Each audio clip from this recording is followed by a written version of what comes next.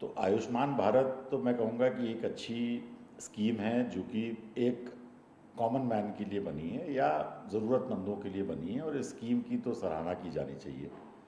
हमारा अस्पताल health city विस्तार अभी आयुष्मान भारत में पैनल नहीं है, लेकिन हम लोगों ने आयुष्मान भारत के लिए अप्लाई किया है।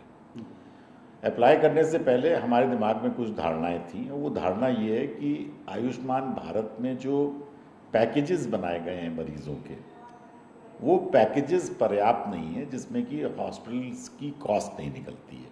तो ये चीज़ हमने सुनी, हमने उसको बहुत डिटेल में नहीं स्टडी किया, जिसकी वजह से एक संभावना ये रहती है कि अस्पताल भाई अपना नुकसान भी तो करेगा नहीं, कॉस्ट निकालने के लिए प्रोसीजर्स को मैनिपुलेट करते हैं। अच्छा, अगर मैनिपुलेट करते हैं और वो पकड़े जाते हैं तो उस पर कम से कम 10 गुना पेनल्टी लगती है।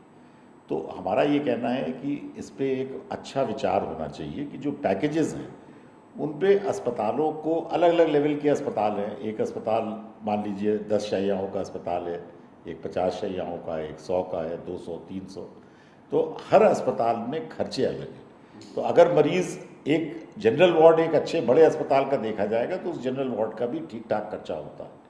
तो इन चीज़ों को कंसिडर करते हुए अस्पतालों में निरीक्षण करके उन अस्पतालों को पैकेजेस ऐसे बनाने चाहिए जिसमें कि अस्पताल का भी नुकसान ना हो और मरीज़ को भी लाभ हो। नहीं तो उसमें हम लोगों ने ये सुना था, अब तक हमारे पास एक 100 बेड का भी अस्पताल चलता है हेल्थ सिटी के नाम से, और वो 10 साल से अस्पताल चल रहा है। अभी उन अस्पतालों में भी, उस अस्पताल में भी आयुष्मान नहीं है।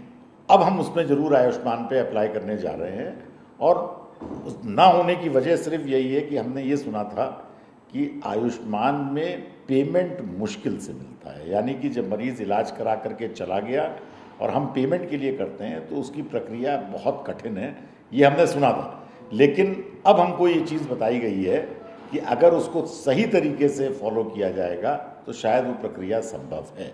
तो ये सोच करके अब हमने पहल किया। अब ये समय बताएगा कि किस तरीके से ये किस दिशा में चलता है, लेकिन जो आम अस्पतालों में डॉक्टर्स और जो अस्पताल के संचालक हैं उनके अंदर भावना ये है कि आयुष्मान में समय पे भुगतान नहीं हो पाता है। अब वजह क्या है? अस्पताल वजह है कि शासन की वजह से दिक्कत है? ये तो चीज़ जब हम लोग खुद इंडल्ज करेंगे तब पता चलेगा।